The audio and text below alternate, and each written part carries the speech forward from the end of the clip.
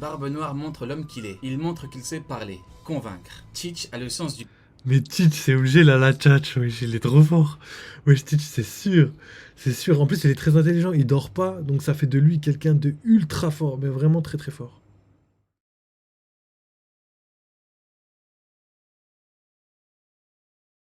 Du coup, là, on va faire quoi?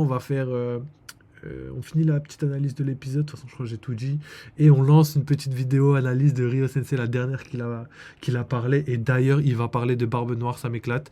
Parce que, en plus, nous, juste avant, on va aller voir ce que Oda a dit.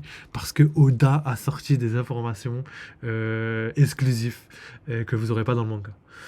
Donc, let's go. Je pense que je vais aller vous montrer juste le message. Je crois que j'avais écrit ça sur mon profil. Donc, je vous montre ça vite fait. Et sinon, l'épisode, on en reparlera de toute façon dans tous les cas. Donc, je vous dis ce que Eiichiro Oda il a dit. Il a dit: les Mugi sortiront-ils d'Egghead Island en vie pour se rendre sur la prochaine île? Point d'interrogation. Donc, c'est une interrogation. J'ai imaginé qu'il pourrait prendre une direction différente. Et après, la suite du message, mais je me demande si je peux changer la volonté de Luffy. La bataille entre ces deux personnes pour le One Piece pourrait avoir un résultat surprenant. Et les deux personnes en question, là, on peut peut-être supposer que c'est Saturne et Luffy, vu qu'on est à Egghead, mais là, il parle de la bataille pour le One Piece. Je pense pas que Saturne, il va rester dans l'arc jusqu'à le One Piece, tu vois. Je pense qu'il va être plus là pour pour la guerre finale du manga. Et là, il parle clairement, pour moi, de Barbe Noire. Et quand il dit ça, on peut supposer énormément de choses. Déjà, la fin logique, c'est que Luffy gagne, tu vois. Personne peut se dire Luffy va perdre et le manga va s'arrêter là, tu vois. Personne ne se dit ça. Du coup, là, il dit la fin pourrait être surprenante. Peut-être une égalité ou peut-être une victoire de Barbe Noire. C'est ça qu'il faut prendre en compte. En plus, t'as vu, ils vont réanime le début de One Piece. Oui, exactement, les gars. Truc de ouf. 8 Studios. Donc, c'est le studio qui a fait tout ce qui est. Comment ça s'appelle La saison. Oh là, je vais dire n'importe quoi, je crois. La saison 1 et la saison 2 de l'Attaque des Titans. Je suis pas sûr, mais il me semble que c'est ça. Ils ont fait aussi plein de trucs et tout. Et ils sont juste légendaires. Ils sont très appréciés. Commence pas, wesh. Ils sont très appréciés et ils vont réanimer le début de One Piece. Et peut-être même plus que ça, si je me trompe pas, peut-être qu'ils iront même jusqu'au milieu de One Piece en fonction de... Et peut-être qu'ils vont intégrer tout ce qui manquait. Par exemple, les haki, le haki à Marineford, on n'a pas eu de haki. Peut-être qu'ils vont le réintégrer pour la compréhension, etc. etc. Ça va être légendaire. Même Enies Lobby et tout, je pense qu'on va avoir quelques trucs. Et j'ai très très hâte de voir tout ça. En tout cas, légendaire ce qui se passe. Donc voilà, maintenant que vous avez cette petite information par rapport à Oda, je serais d'avis qu'on aille analyser la dernière vidéo de Ryo Sensei qui va sûrement parler de Barbe Noire. Donc Barbe Noire vole le fruit du démon de Luffy et l'énergie infinie du Gear 5. Donc peut-être que ça va être vrai. Bon, je suis pas tout à fait d'accord, même si il y a pour moi une part de vérité dans ce qu'il a dit, mais il y a quelque chose de ouf. Ça serait cool. Sinon, tu aimes quoi d'autre comme animé? Énormément d'animés. En ce moment, je sais pas, en vrai, il y en a tellement. En ce moment, je regarde. Après, animé, vraiment animation. Je mettrais One Punch Man, je kiffe l'animation, mais ça fait longtemps, hein. Ça fait longtemps, ils avancent trop doucement. Je suis dans les scans, moi je préfère les scans. Je suis team scan, moi, un peu. Mais en animé, ouais, il y a aussi MHA que j'aime beaucoup en animé. Tellement que je regarde pas les scans de MHA, je regarde que l'animé. Demon Slayer aussi, évidemment. Après tous les mangas connus, hein, il y a DBS que j'ai kiffé, mais bon, je regarde les scans et frère, DBS il met trop de temps à arriver là, c'est un truc de ouf. Là, on a eu deux arcs terminés et on attaque le troisième arc de DBS, c'est un truc de fou. Ensuite, qu'est-ce qu'on a d'autre? Je sais pas. Hell's Paradise, voilà, si je devais parler de nouveaux mangas, il y a Hell's Paradise qui est légendaire. Oh là là, j'ai hâte qu'il continue la saison 2 et tout. Ça, je pense que je vais pas me spoil en scan. Ça, je crois que je vais le regarder ouais, en épisode. D'ailleurs, la saison 5, je crois que c'est... Non, 4 ou 5 de Demon Slayer, elle va sortir très bientôt. Elle sort février, si je me trompe pas. Donc là, on va être bien. Chainsaw Man aussi, ouais, comme nouveau manga légendaire. Truc de ouf et tout. J'ai trop kiffé. J'espère qu'ils vont faire du sale de ouf, tu vois. Après, il y a plein d'autres mangas, hein. Dis-moi, toi, tes mangas au pire, et je te dirai si je suis ou pas. Mais quasiment sûr que je suis. En vrai, tous les mangas mainstream, les mangas connus, les mangas du Jump et tout, normalement, je suis. Donc, vas-y, let's go pour la petite vidéo de Ryo Sensei, les gars.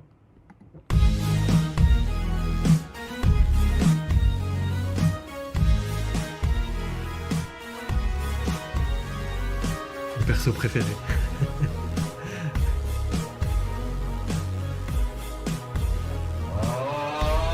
Vas-y, je vais pas lâcher le steak.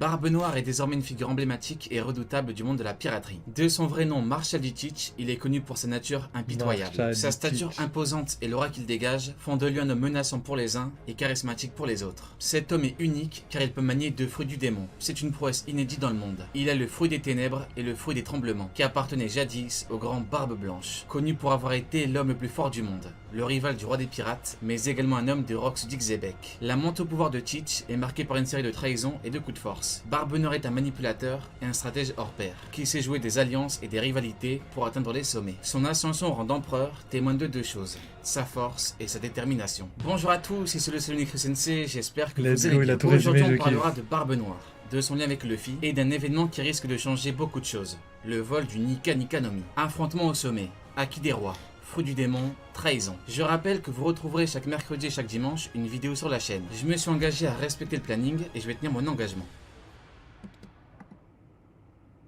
C'est un bon gars, Ryo. D'ailleurs, moi, je voulais vous poser une question. Est-ce que, d'après vous, il y a une possibilité que Luffy perde son fruit? Est-ce que Luffy, il pourrait perdre son fruit?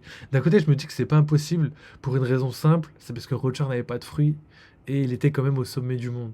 Donc, est-ce que, pour le parallèle, il ferait pareil? Après, Luffy sans fruit, aïe, aïe, aïe, plus de Gear 5, plus de Gear Second, plus de Gear Third, plus de caoutchouc, rien, plus rien, que des patates normales là. En plus, il utilise zéro. Après, il pourrait revenir aux sources, ça ce serait légendaire. C'est que au lieu d'utiliser son fruit du démon, il utilise son bâton là. Son bâton qu'il utilisait comme sabot, il a là. Peut-être qu'il va revenir aux sources et il va utiliser juste son bâton. Imaginez, ça pourrait être ouf, hein. Alors, perso, je pense qu'il va arriver. C'est Imu, c'est-à-dire chez Imu, c'est ça?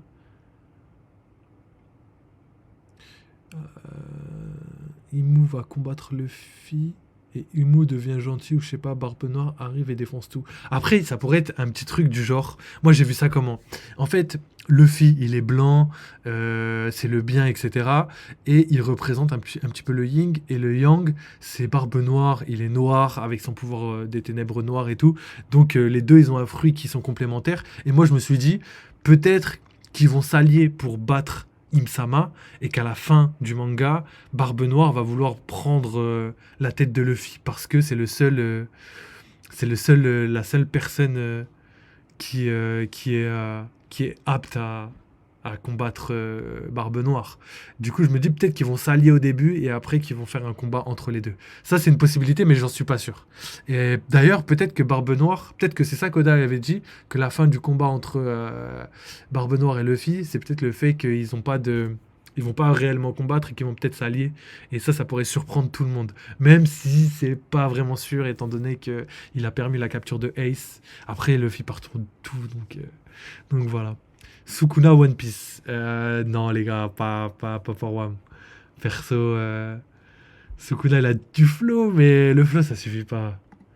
Je vous présente le meilleur jeu de société Naruto. Naruto Shippuden Combat Ninja. Ah ouais, c'est le deuxième jeu de société que je vois sur les mangas. Il y avait One Piece, maintenant Naruto. On porte la partie Katsuki, Tashi, Technique. Ça a l'air pas mal en vrai, hein. Un an avant le chapitre 1050, j'avais théorisé la chute finale de Kaido dans le chapitre. Et c'est arrivé. J'ai réitéré pour le chapitre 1100. On n'avait pas d'infos quant à Dragon, quant à une éventuelle apparition dans le chapitre, mais j'en ai parlé. Et le flashback de Kuma est très bien. Je peux dire qu'il est plus fort qu'un personnage, je sais pas, mais dire qu'il est mieux que One Piece. Et Dragon apparaît bien. J'ai envie de retenter l'expérience, mais cette fois avec Barbe Noire. Il va se faire soulever, tu vas te dire, qui apparaît pour la première fois au chapitre 223, pour être présenté en totale opposition avec Luffy. L'un adore une tarte aux cerises, l'autre la déteste. L'un adore une boisson, l'autre la déteste. Les deux hommes se feront des regards noirs, une compétition de commandes, et ils se disputeront. Je l'annonce, vous verrez que 1000 chapitres après ça, Luffy sera de nouveau face à Barbe Noire. Sauf que la donne aura totalement changé. Ils ont surmonté les moqueries, ils ont laissé les ignorants rire sur le chemin de la gloire. Ils ont remporté des combats sans les poings, et ils se retrouveront dans les hautes sphères de la piraterie. L'histoire de Barbe Noire est riche en rebondissements. Il représente l'ambition démesurée et la soif de pouvoir, mais également un homme persévérant et un génie tactique. Qui se fera jamais Son battre existence même Sukuna apporte une dimension sombre et intrigante, il faisant faut de bien lui une fin, un hein. antagoniste mémorable, mais également un personnage qui deviendra légendaire. Barbe Noire est un pirate qui a de très grandes ambitions, une très grande détermination et une volonté à Faudra toute bien épreuve. normalement. Barbe Noire est un homme qui sait ce qu'il doit faire et ne pas faire pour atteindre son but. Et ce qu'il caractérise, c'est qu'il sait saisir les opportunités. Quand il a reconnu le Yami Yami no Mi, il n'a pas hésité avant de trahir Satch, trahir Barbe Blanche, sa famille et à s'en aller, alors que Newgate l'aura recueilli. Et au final, on peut dire que ce qui a causé sa perte, c'est ce à quoi il a voué sa vie, son amour pour sa famille et la grande confiance qu'il avait en ses fils. C'était le talon d'Achille de l'empereur. Voilà pourquoi Sengoku a élaboré tout un plan pour atteindre l'inatteignable, pour atteindre l'homme le plus fort du monde. Barbe Noire est un néo Barbe Blanche, mais il est beaucoup plus sombre. Beaucoup plus méchant, mauvais, malveillant, et il n'a pas la faiblesse de Newgate, une famille. Il a recruté le meilleur second qu'il pouvait recruter, Shiryu de la Pluie, ex-gardien-chef d'Impel Down, homme à l'image de Teach. Dis-moi qui est le second, je te dirai qui est le capitaine. Shiryu est méchant, mauvais, malveillant, et malgré un enfermement, il n'a pas perdu sa volonté. Il a su saisir une opportunité, exactement comme Teach. C'est un point fort, et comme ça, on n'a pas de regret. Autre élément qui montre qui est Teach, le recrutement d'Aokiji, l'ex-amiral. Il broyait du noir. Il n'avait plus rien à perdre parce qu'il avait tout perdu. Garp l'a entraîné pour qu'il devienne le meilleur marine possible, mais Kuzan quitta finalement l'instance. A priori, on avait deux hommes que tout opposait. Pourtant, Barbe Noire a su trouver les mots pour le convaincre de le rejoindre. C'est l'un des meilleurs et l'un des plus grands recrutements de l'œuvre. Barbe Noire montre l'homme qu'il est. Il montre qu'il sait parler, convaincre. Teach a le sens du... Mais Teach, c'est obligé là, la tchatch, wesh, il est trop fort. Wesh, Teach, c'est sûr. C'est sûr. En plus, il est très intelligent, il dort pas, donc ça fait de lui quelqu'un de ultra fort, mais vraiment très très fort. Verbe. Il s'est rallié, et dans un certain sens, il partage ça avec Luffy. Rappelez-vous des mots de Mihawk. Il a fait une observation perspicace sur Luffy. Alors qu'il voulait lui ôter la vie, il est surpris de voir que beaucoup de combattants, alliés comme ennemis, se portent volontaires pour le protéger. Mihawk reconnaît alors le plus grand pouvoir de Luffy, une capacité exceptionnelle à rallier. Selon Mihawk, c'est son atout ultime. C'est le plus dangereux. C'est une forme de charisme qui inspire loyauté et dévouement. Barbe Noire a, en seulement quelques mots, recruté un ex-amiral, qui est l'ancien élève de Garp, et qui était ennemi de Barbe Noire. Il partage donc ça avec Luffy. Et ce qui est intéressant, c'est que Kuzan n'est pas seulement devenu commandant, car c'est devenu un proche de Teach, qui combat sincèrement pour lui. Garp est son ancien maître, et alors qu'il aurait pu le laisser partir, Kuzan l'a stoppé. Il lui a dit « On ne peut pas laisser passer ça. Kobe, tu ne peux pas t'échapper quand Teach n'est pas là. » Il aurait pu ne pas intervenir et laisser Garp et Kobe partir. Pourtant, il décide de son plein gré d'intervenir. Barbe Noire est donc un homme qui a pu recruter un ex-amiral et en faire un homme prêt à renier son ancien maître, mentor et proche. Il est peut-être différent de Roger. Pour en revenir à Aokiji, là, vite fait par rapport à ce qu'il dit, il a raison. C'est vrai que Aokiji aurait pu libérer, un peu comme il a libéré Robin. Et ben là, il l'a pas fait, il a pas libéré Kobe parce que je pense que c'est pas un traître, tu vois, il veut pas trahir. Et puis ça trahissait pas ses convictions. Et après, peut-être qu'il les a pas libérés, mais en tout cas, j'ai l'intime conviction que comment il s'appelle, Aokiji a gelé Garp pour éviter qu'il souffre de l'hémorragie. D'ailleurs, Garp l'a dit lui-même, comme quoi il perdait, pas il perdait en force, mais il attaquait pas avec toute sa force parce que il a dit ouais, t'es mou là, faut te bouger un peu. Je pensais que t'étais fort, mais en fait non, parce qu'en fait il attaquait pas toute sa force, Garp. Plusieurs aspects, mais c'est également un pirate qui partage des points communs avec lui. Exemple clair, l'importance des rêves et de la liberté. Roger a dit, les passions et les rêves sont comme le temps. Rien ne peut les arrêter. Il en sera ainsi tant qu'il y aura des hommes prêts à donner un sens au mot liberté. Barbe Noire est un homme qui donne un sens au mot liberté. Pour Barbe Noire, rien ne peut arrêter les rêves des hommes. Les hommes ne cesseront jamais de rêver. C'est une phrase que Roger aurait pu dire. Barbe Noire a dit à Kuzan, désormais tu es libre. Que veux-tu faire? Il laisse le choix à Kuzan. Il l'a convaincu en affirmant qu'il était libre. Kuzan peut faire ce qu'il veut. Teach est un pirate qu'on pourrait qualifier de jusqu'au-boutiste. C'est un homme pour qui la fin justifie les moyens. Il est prêt à tout pour son but. Il n'a pas hésité à trahir l'homme qu'il a recueilli. Teach était orphelin quand Newgate l'a accepté. Sauf que malheureusement, sa famille et ses rêves étaient incompatibles. Barbe Noire a donc fait un choix. Zoro avait dit à Luffy qu'il avait un but. Devenir le meilleur épéiste au monde. Et que s'il se mettait entre lui et son but, il le paierait très cher. Ce qu'il faut comprendre, c'est que là, à l'instant T, pour Zoro, le titre... Ah, abuse pas, ouais, j'en regarde la vidéo là.